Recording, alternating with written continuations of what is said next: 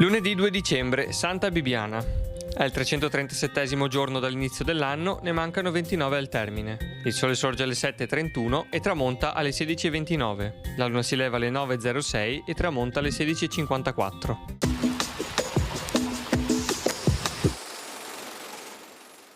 Battute di caccia alla lepre nelle campagne di Mirano, a pochi chilometri da Venezia. Vi parteciparono 58 cacciatori, ospiti del nubiluomo Giovanni Tiepolo nella sua villa di Sala. Durante una settimana la caccia registra una vera carneficina di lepri, che saranno poi servite, condite in tutte le salse, durante allegri e pantagruelici banchetti, ai quali devono provvedere ben 18 cuochi.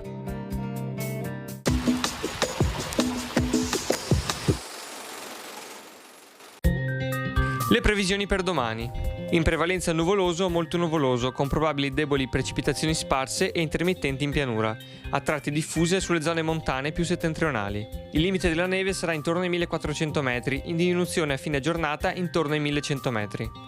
Temperature in generale calo sulle zone montane, salvo aumento delle minime nelle valli. In pianura minime senza notevoli variazioni, massime in calo.